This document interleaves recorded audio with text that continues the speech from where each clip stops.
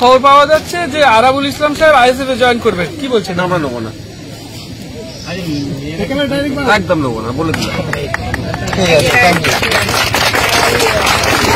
কথা বলবো, এটা বাঘ না কিছু খেয়ে নেবে মানুষকে, এত গুরুত্ব দেওয়ার কি আছে?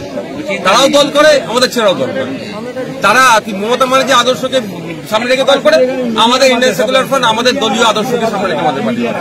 এটাই তো ভাঙড়ে তৃণমূলের অবজারভার দায়িত্ব ছিল এতদিন সৌগত মোল্লা। আমরা সূত্র মতো খবর পেয়েছি যে ডায়মন্ড হাওড়ার জাহাঙ্গীর মোল্লা তিনি তৃণমূলের হয়ে 26-এ ভোট করাবেন। তাহলে কি ভাঙড়কে আতঙ্কিত করার চেষ্টা করবে তৃণমূল? দেখুন ভাই, যে ইচ্ছা করুক, আমি তো চাই মমতা ব্যানার্জি সরাসরি এটা দায়িত্ব নিক ভাঙড়ে, অন্য কারো দরকার নেই। মমতা ব্যানার্জি সরাসরি দায়িত্ব নিক, আমি চাই।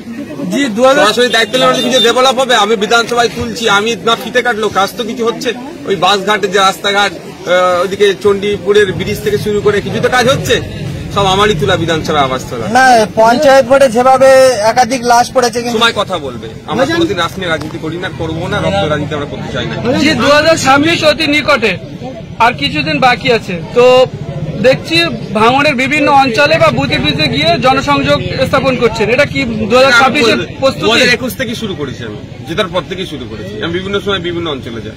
এবার আমার ইচ্ছা ছিল মাসে মাসে একবার করে আসার। দুর্ভাগ্যের বিষয়, আপনারাই আমাকে ভোট দিয়ে যে জায়গায় পাঠিয়েছেন, অর্থাৎ ভাঙড়ের মানুষ সারা রাজ্যের ছুটে যেতে হচ্ছে। চোপড়াতে যেতে হচ্ছে, পুরুলিয়ায় যেতে হচ্ছে, মালদা, মুর্শিদাবাদ, সারা জায়গায় ছুটে যেতে হচ্ছে যেখানে অন্যায় হচ্ছে। ফলে ভাঙড়ের মানুষকে তুলনামূলক সময় কম দিতে পেরেছি।